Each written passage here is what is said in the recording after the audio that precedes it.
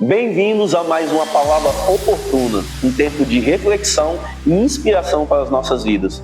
Fique comigo que dentro de alguns instantes estaremos refletindo sobre algo da palavra de Deus para a sua edificação.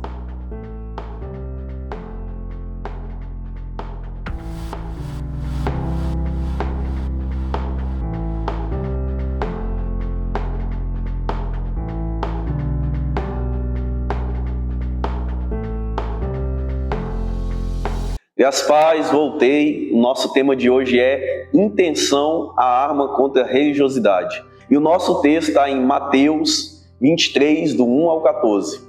Então falou Jesus às multidões e aos seus discípulos.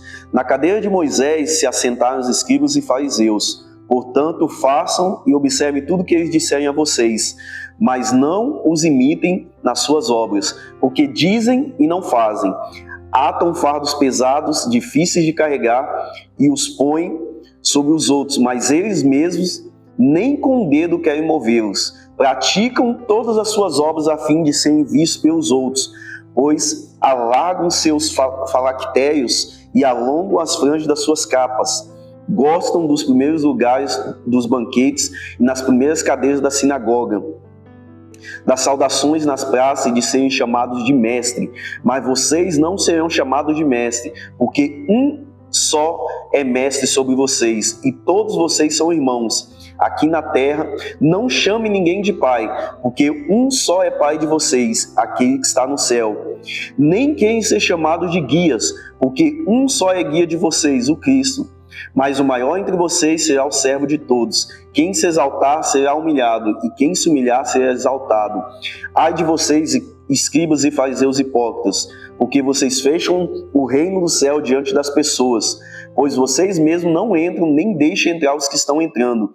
Ai de vocês, escribas e fariseus hipócritas, porque vocês devoram a casa das viúvas, e para justificar fazem longas orações, por isso vocês sofrerão um juízo muito mais severo. Ai de vocês, escribas e fariseus hipócritas, porque vocês percorrem o mar e a terra para fazer o proselitério, e uma vez feito, o tornam filho do inferno 2 vezes mais do que vocês. Então, o tema da nossa mensagem é intenção, a arma contra a religiosidade.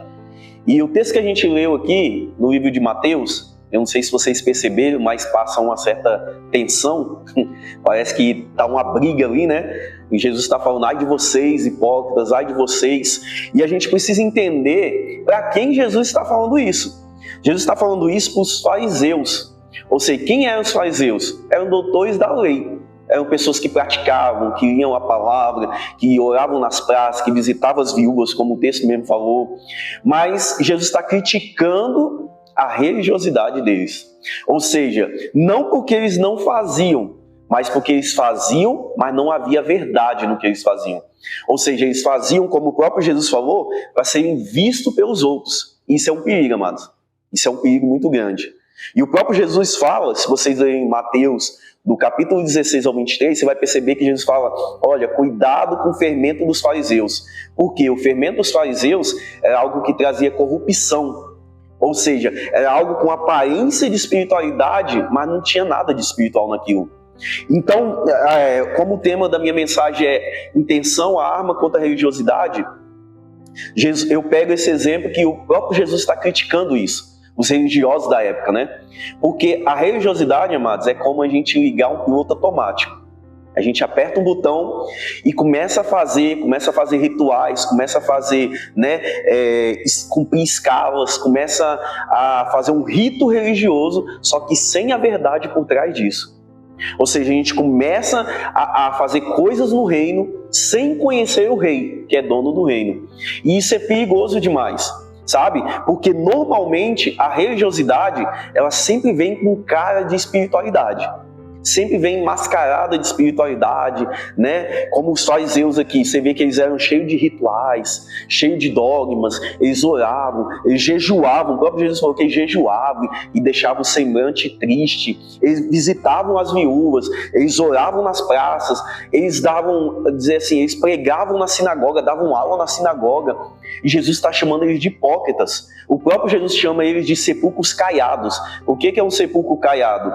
Sepulcro caiado nada mais é que um túmulo, um sepulcro pintado de cal. O que Jesus está dizendo com isso? Ó, vocês são até bonitos por fora, mas estão mortos por dentro. Estão podres por dentro. Ou seja, vocês têm uma aparência de piedade, vocês têm uma aparência de espiritualidade, mas não tem nada de espiritual no que vocês estão fazendo. Não há verdade, não há sinceridade.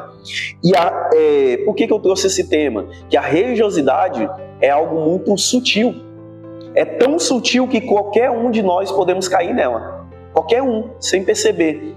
Ou seja, podemos estar atarefados com tantas coisas na igreja, mas não conhecer o Senhor Jesus. E eu trouxe até uma frase do Drummond de Lacerda que diz, ó, a religiosidade é quando o que você diz na igreja não se encontra com o que você vive no dia a dia. A religiosidade é quando estamos atarefados com o reino, mas não conhecemos o rei. Ou seja, estamos atarefados com tanta coisa. Eu estou na célula, eu estou na acolhida, eu estou na EDD, eu estou pregando, eu estou no louvor, eu estou nisso, eu estou aquilo, mas não conhecemos o rei. Não conhecemos o dono do reino. E isso é a religiosidade. Quando a gente olha para a nossa vida e tudo que mudou foi uma rotina. Que hoje a gente tem uma rotina de igreja, uma rotina de ir na célula, uma rotina de ir no culto, uma rotina de participar de uma escala, mas não conhecemos o Cristo. E Jesus está batendo fortemente contra isso. Outro exemplo também é Nicodemos. Nicodemos era um doutor da lei e quando ele tem um encontro com Jesus, Jesus olha para ele e fala, Nicodemos, importa-te nascer de novo. E aí, como eu coloquei, intenção é a arma contra a religiosidade, mano. Que a gente tem que se perguntar, qual é a minha intenção no reino? Onde eu quero chegar em Cristo? Porque às vezes a gente está há anos na igreja e não sabe onde quer chegar em Deus. Não sabe quais experiências queremos ter em Deus. E vivemos no piloto automático. Estamos na igreja, mas não sabemos. E tudo que a gente vai fazer na nossa vida, a gente tem que ser intencional. Então eu quero falar sobre intencionalidade. Precisamos ser intencionais na vida com Deus. Ninguém vai ser um crente morno, frio, né? Mais ou menos, e de um dia para o outro vai acordar o crente mais espiritual da igreja. Isso não vai acontecer, amados. Trazendo para o âmbito natural, nenhum músculo do seu corpo vai crescer por acaso. Você nunca vai correr 10 quilômetros por acaso. Você nunca vai passar num concurso público por acaso. Você nunca vai entrar num casamento por acaso. Tudo que nós fazemos temos que ser intencionais. Qual é a sua intenção? Essa é a nossa arma contra a religiosidade. E eu queria trazer 3 exemplos de pessoas e de atitudes que foram intencionais e alcançaram o favor de Deus. A primeira delas está no livro de Marcos, capítulo 3, do 25 ao 29. Diz assim, ó. Estava ali uma certa mulher que havia 12 anos vinha sofrendo de uma hemorragia. Ela havia padecido muito nas mãos de vários médicos e gastado tudo o que tinha, sem contudo melhorar de saúde. Pelo contrário, piorava cada vez mais. Tendo ouvido a fama de Jesus, a mulher chegou por trás, no meio da multidão, e tocou na capa dele, porque dizia, se eu apenas tocar na roupa dele, ficarei curada. E logo a hemorragia estancou e ela sentiu o corpo que estava curado daquele mal. Então, esse é o primeiro exemplo que a gente vê de uma pessoa e de uma atitude intencional e que fez toda a diferença. Eu até coloquei aqui, ó, primeiro ponto, rompa com a multidão para tocar em Jesus. Muitas vezes, amados, se você quiser romper com a religiosidade, você vai ter que romper com a multidão. Você vai ter que romper com o que a maioria está fazendo ou deixando de fazer. Muitas vezes, para você tocar em Jesus, você vai ter que fazer o que a maioria não está fazendo. Se você observar, às vezes a maioria não está acordando de madrugada, mas às vezes Deus está te chamando para acordar. A maioria não está tirando um tempo devocional, não está tirando um tempo com Deus, um tempo de qualidade, né? Um tempo de leitura da palavra, de jejum, de oração, mas você precisa fazer. E como eu falei, eu até coloquei aqui, ó, você romper com a multidão te destaca no meio da multidão. Deus ele é tão profundo e tão lindo que Cristo ele consegue enxergar todo mundo, mas ao mesmo tempo enxergar cada um individualmente. E quando a gente rompe com a multidão, a gente rompe com as vozes da multidão, a gente consegue tocar em Jesus. E só quando a gente toca em Jesus que a gente consegue extrair virtude dele.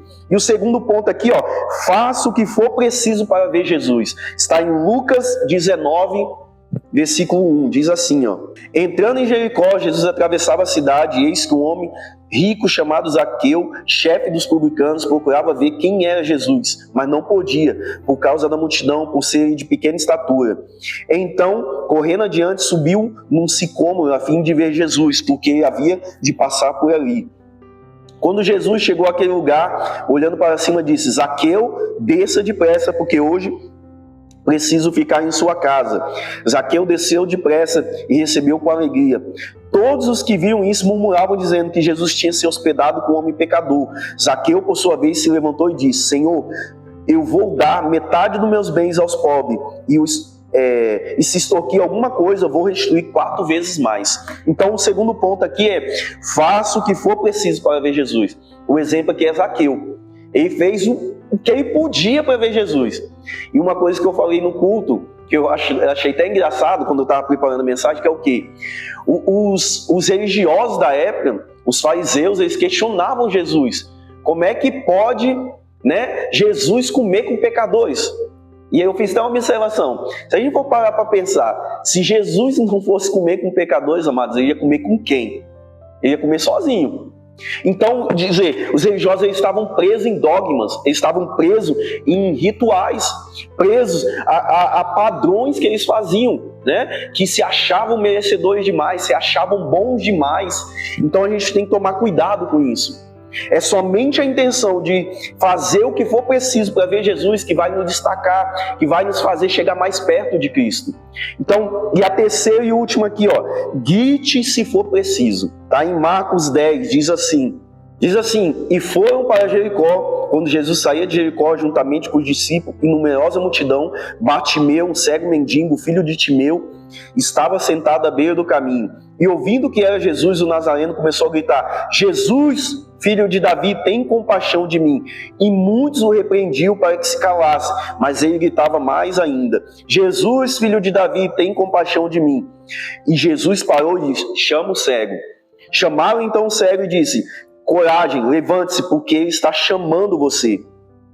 Então, a terceira e última atitude aqui que eu coloquei, e o exemplo: grite se for preciso, amado.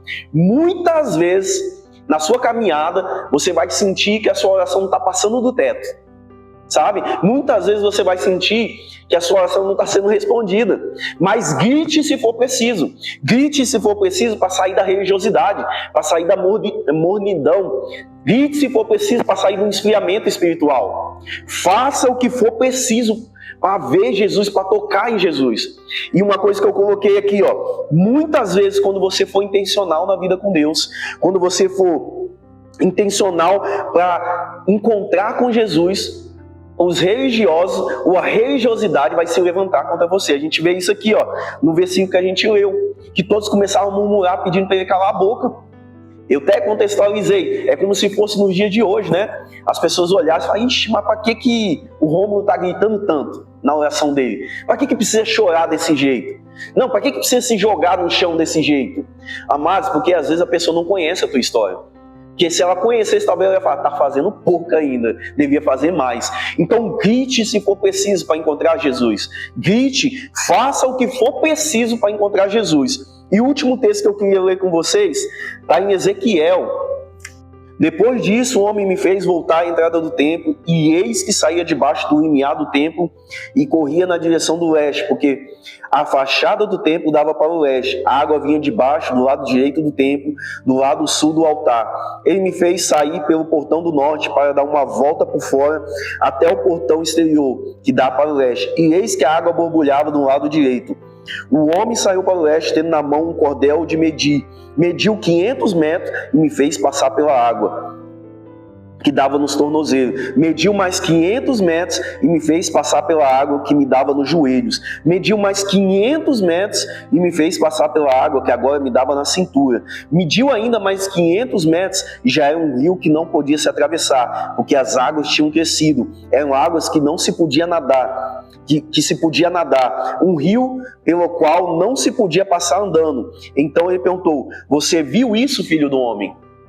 Então, amados, o texto que a gente leu é uma visão de Ezequiel. Ele viu as águas de Deus ali. E eu quero deixar uma pergunta para o seu coração. Se você se tratando, trazendo isso para a sua vida espiritual, em que lugar você está nesse texto? Em que lugar desse rio você está?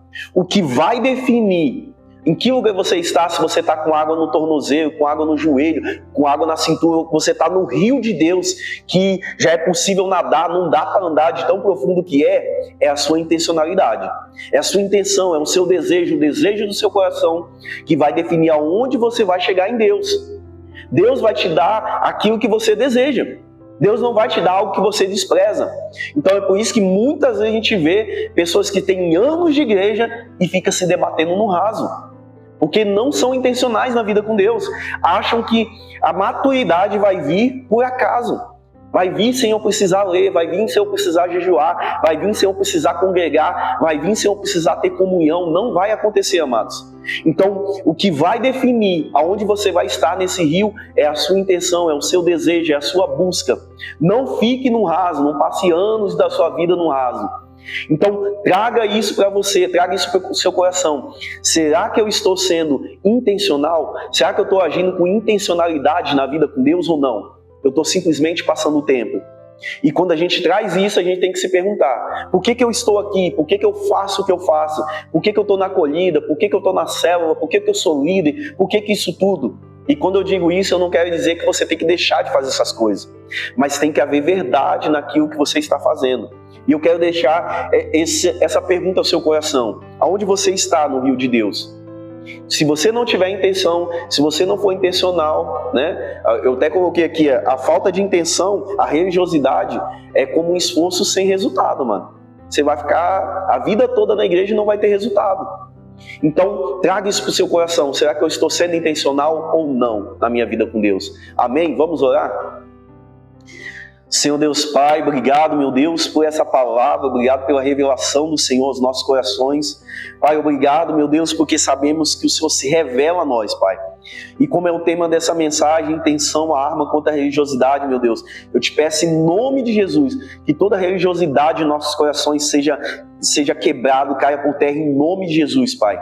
Nos leve a uma fé verdadeira, nos leve a uma fé genuína, que possamos conhecer ao Senhor e ser conhecidos pelo Senhor dia a dia, Pai.